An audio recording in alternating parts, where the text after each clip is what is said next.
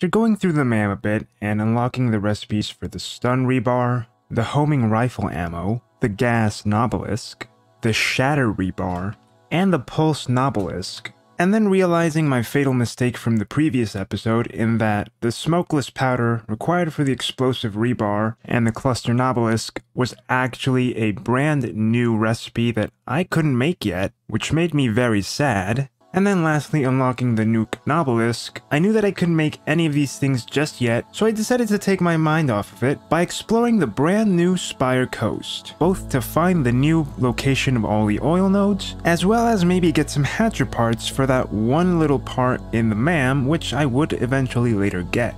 So I began my exploration of the Spire coast pretty much in the same place as I had before, down the river. I followed the stream and readied my weapon just in case, cause you never know, right? There's now enemies and a lot of lag as well.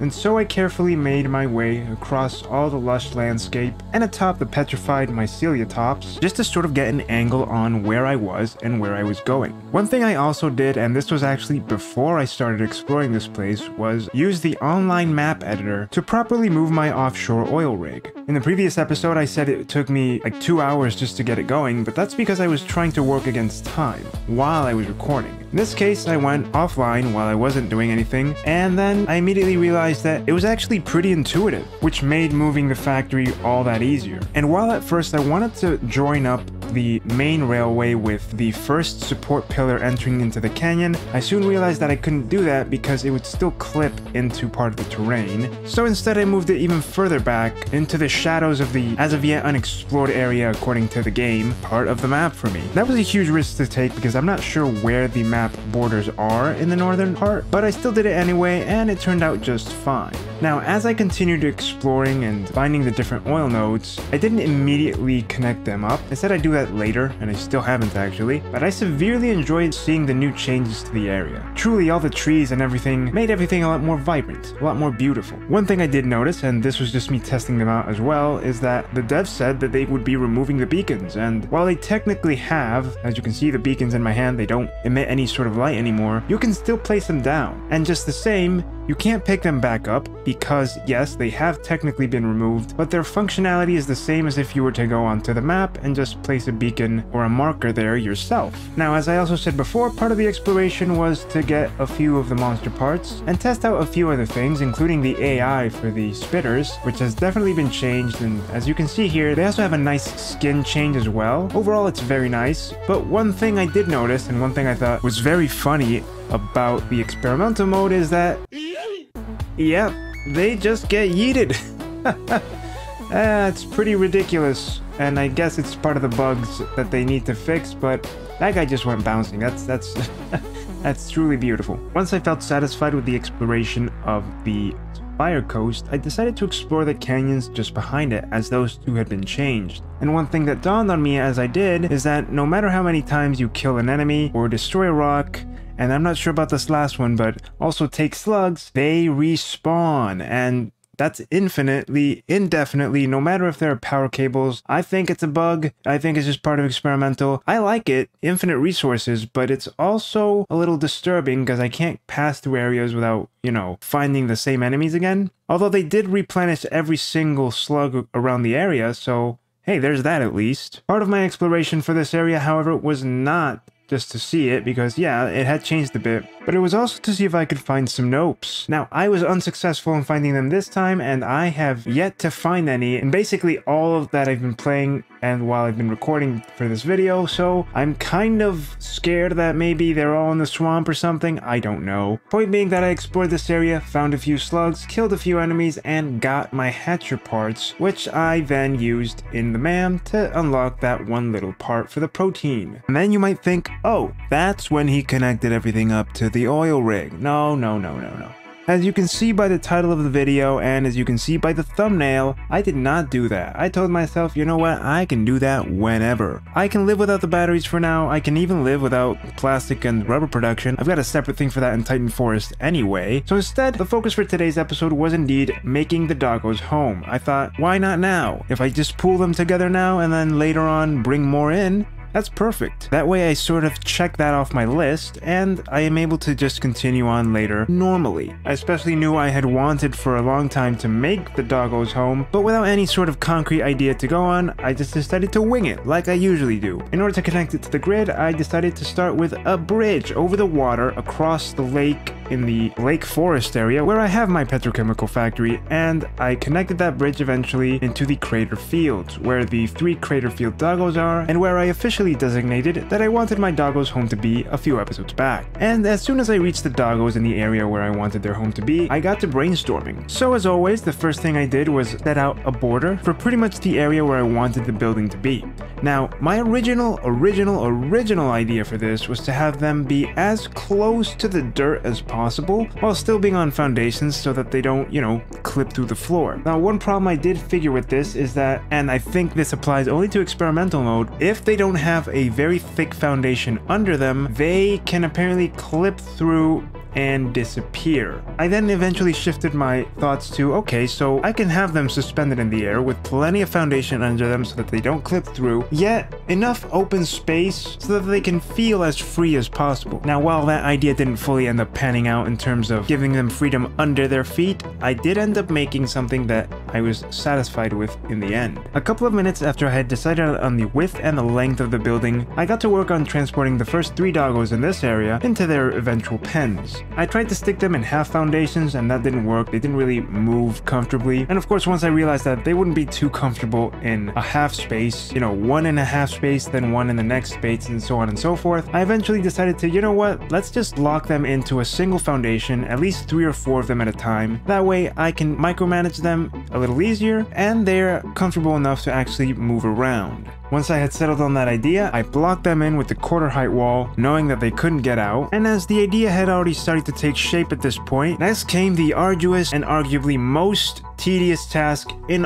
all of Satisfactory: moving the doggos across the world. And this is where I say, devs, please, I know moving doggos and doggo farms and all that isn't really important, but could you add some kind of an attachment to the truck, you know, something like a cage where you could just move animals, at the very least the doggos, transport them a little easier, because frankly, moving them on foot is horrible. It's a nightmare to move them. Especially the further distances, and especially if they have big groups. I already knew this. Moving a single doggo is annoying because, okay, you can't run, you can't walk too fast because they trail off and bugger off on their own, so you have to move slowly, you have to keep their attention, and that by itself is annoying and difficult. Now, doing that with 15 or so doggos is even worse. If you even move slightly out of their line of sight, you get 3 or more doggos just vamoosing off, and it's terrible. It's terrible. It was a comical nightmare trying to get these guys to actually move as a unit with me, and even then, let's talk about them moving as a unit. Once I actually got back to the area, after transporting them over the world's longest concrete bridge, which, let me just say, was not easy to build either, or transport them across, then came the arduous task of actually getting them into the pens themselves, and boy, when they move as a unit, they really move as a unit. You can't just get 3 in an area, oh no. They try to get you all together all at once, so yeah, I mean, it was not easy getting these guys separated, or even just moving them across the world to their home. Wow, I spent more time actually moving them than actually building the pen. And in retrospect, I feel like I should have done my later solution a little earlier, working smarter, not harder. But no, I was an idiot. I said I want to move the doggos legally, let's do that. So I moved the first 12, and then I extended the bridge out to where my massive storage in the desert is, to where the other 15 doggos are, and I moved those 15 also on foot, and I regret my every life decision at this point, because why did I do that? Someone explain to me why I decided to take the most difficult path just for a farm. No idea. But after finally moving 27 doggos on foot across several kilometers of map, I said, you know what? Enough is enough. So I went into my map editor again and just updated their position on the map to, boom, the farm. And that's how I got the rest of the scattered doggos across the northern forest area and the swamp into the doggo farm. Is it cheating? Maybe. Did I move them? Sure. I did want it to do it all legally, but dang, it's just so annoying. No way was I gonna do this for every single doggo in the world. And so several hours of pain and suffering later, we arrived at the first look at the idea I had. A few minutes after I had the shape and the general pen area going, I decided to experiment a little with foundations and just the general shape of the building itself, kind of what I wanted to do with the roof, the walls, the windows. I really wanted to go all out here, use beams, you know, experiment a little with aesthetics, texture, depth, to create as lively an area as possible, even if it would be one big concrete building in the middle of a lush area, and the doggos wouldn't really get much viewing space, right? And from there, I kept working until... Hi there, my name's TheTrueNev, I'm the only me there is, and welcome back to the Satisfactory non-series, episode 29 this time, where we arrive at the end result. That's right, welcome to my Doggo Farm, which, like I mentioned just now, has a bit of room for expansion, but that doesn't really matter at the time. For now, we've just got those 44 doggos here. The other 4 are still back at the hub area. So, assuming we arrive via vehicle or however you want to arrive to this place, we arrive in the middle of our lush little crater area to the entrance, where you are treated to the signs letting you know where you are, and also I spent a buttload of tickets on these 2 statues, also commemorating just exactly where you are, and I gotta say, I love this. Step inside under the neon lights, and you are treated to the first sign. Welcome, please store your things, and remember your hazmat suit. You must store your things because you're going to be transporting every item that the doggos have to a general processing area, and your hazmat suit is because they also bring you uranium waste. As you see here, we have an extra sign telling you where you can empty your storage, or rather your inventory. And as you can see here, I already did it for mine. We have a single storage for SAM ore because I couldn't really figure out how to do this symmetrically, and once I had already built this place up, I forgot it. Okay, I did. But hey, who cares, right? SAM ore is very rare to get, so just a small place for that for now. As you can see, plenty of windows like always, white walls to pretty much let people know, hey, this is a very nice, very pure space in a way. I wanted to go all out with my use of beams and colors and just really experimenting with what I could do here. And of course we have the storage for basically everything that the doggos give you. So first you have pale berry storage, you also have the barrel nut storage, power shards on this side, which is once we process all the slugs that they have, and the color cartridges. On the other side, we have bacon agaric storage, the mycelia storage, biomass storage, which will be processed from all the wood and all the leaves that they give us, and the protein storage. If you're wondering why there's no sticker or thing on this label here, it's because, well, they haven't put it in yet. If not, I would have put in my alien protein here. Before we head upstairs, as you can see out the back, we've got plenty of beams and pillars and supports and things for all the conveyor belt work that is transporting everything to the storage area. And then we head on upstairs, where we have lights under the stairs. First time I've done this, and I've got to say, I very much like the way it came out. Not my idea, of course. Here we have the signage letting you know just how many doggos we've currently got. There are 48. Technically 3 from the Dune Desert and 1 from the Desert Canyons, which are currently at the hub area. And if we turn around and look inside, we've got our pen area as well. Plenty of lights so that you can see things at night. Glass roofs and also frame roofs in general, just to, you know, let the rain in, let the sunshine in, let the doggos not feel like they're totally enclosed, but, you know, give them a little taste of freedom as well. We've got a little platform here in case we wanted to come up and actually just take a look out. And then, of course, we've got the actual doggo area. 44 doggos with plenty more space for the rest of the doggos in the rest of the world. As for expanding this area, I'm just thinking I could have a secondary floor above these 2 hallways, or hopefully, you know, the remaining space is enough for the remaining doggos. Who knows? I'll know when I get them, but for now, I can only speculate. At the back, we have signs for the sorting bins, where, of course, we're instructed to keep our SAM ore because, again, there's no way to sort that. And if we step on into the back, we have the production area. So the sorting bins take everything from, well, where you place them, and they go down the conveyor belt and into the main production line, where these first 3 constructors are processing the power shards from blue, yellow, and purple power slugs. This last one is processing the flower petals into color cartridges. Then the remaining objects keep on going down until it reaches these two constructors that are making the biomass from leaves and wood, like I mentioned. And the last two are from hog and spitter remains to make the protein.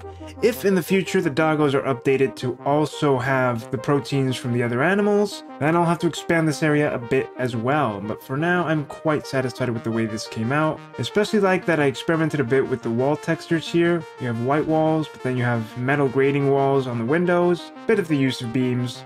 Really kind of decided to go all out, and also with the lights as you saw before. And lastly, if we go upstairs into the roof area, we get a view of this area. Another extra processing area where, as you can see here, we have a conveyor lift that takes the remaining items that can't be processed by the constructors up to this area where we have our splitter, which splits the waste over here, where eventually I'll have a drone to take back to the nuclear factory, or wherever it was over yonder. Another splitter that will take every single ore and thing that I can't process or can't be bothered to process into this awesome sink. And the last one, which is taking the remaining things like the bacon agaric and such over this way back down. And as you can see over here, it goes down this conveyor belt, back down this lift, and again into the belts that go into the storage area. And so this is my doggo farm. I'm really quite satisfied with the way it came out. And one last thing, of course, let's actually try this place out. Because even though I don't have a drone up there to take the waste away, I can at least test it out for now, right? Oh, and of course I forgot to showcase this off since I was flying around all the time. We have railings here because, you know, you want to be able to get at them from up here. But in case, like this guy over here, he decides to be a little bit petulant and not want to cooperate, you can always just come on down this main little processing hallway down to earth and, you know, just say hi to the doggos up close. So let me just go about gathering the items. A few moments later. And of course watch it work. First time I've seen grass and things on the conveyor belt, so it's pretty interesting to see. Now of course it may not be the most automated process in the world until it gets up here, and yeah, it could be a little tedious gathering all the items from all the doggos. Who knows, maybe eventually the devs will create some kind of a milking machine, but for now, I'm quite satisfied with this outcome. And as it gets to be nighttime, we see the lights turn on, and love the reflections on the floor. I realized that in past episodes I didn't have this on as powerful as I do have it now. It was mainly because of my graphics settings, but now I do, and honestly, I love the way it looks. It's just a tiny difference that makes things look a lot better. And the best part about this place is the one that I forgot to show off as I came into this room before, the windows, which also give you a nice view of this general beautiful area. And lastly, of course, if you are finished with your business here, all you gotta do is step out, where you get a sign that says, "Don't forget your items on the way out." You drop the SAM ore into the SAM ore container. And lastly, just pick your things up and you're set. And so just a few short minutes later, as you can see, we don't have any pale berries. I don't know what happened to them, but we do have some barrel nuts in this storage, as well as in this storage, color cartridges, and in this one, the power shards. I don't know what happened here. I got a little mixed up. And then on the other side, you know, we've got our alien protein and our biomass, and yeah, this is my doggo farm. As I've mentioned before, one of the greatest objectives I have for this playthrough, for this non-series, who knows when the non-series will end, by the way, is just to answer the question, how many doggos are there in the world? It's one of the great big quests I have for this place, but yeah, for now, this was the episode. But before it all comes to a close, just a quick funny thing here. In order to get the screenshot with the doggos, I actually had to move them outside, which, as I mentioned before, is nightmarish because they move as a single unit. It's ridiculous. And I've realized something, the more doggos there are, the easier it is for one or two to just get distracted because they don't see you. Their line of sight is apparently very poor, despite having 6 eyes each. And so I had to round them up after I got them onto the base level, which also, as you can see, was a little hilarious because I couldn't really transport them any other way than just, you know, letting them drop to their near deaths. But yeah, I had to destroy a bunch of things, just find a way to move them around, and then position them, all of which was really, really hilarious. But anyway, one last thing I wanted to check before I end this episode was how my swamp is doing, specifically how the storage is doing because it may be that we can end this episode on a really, really, really high note. Of course, completing the final phase in the space elevator. So I'm back here. Let's just check how things are going so far. It's been a couple of hours, right? This container is full. This one is almost full. This one is about the same. In fact, it's filling up the third one now. 2400, almost full over here. And nuclear pasta, not quite as full on the second one, but I now have enough materials to actually get that.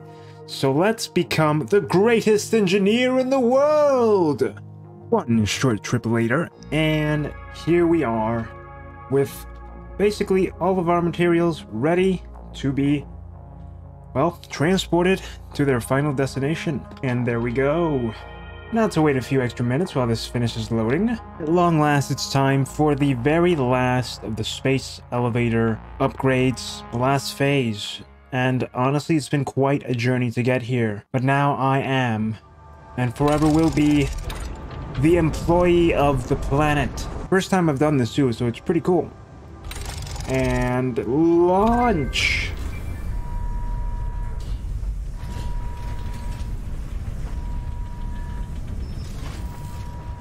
The final launch. And there she goes.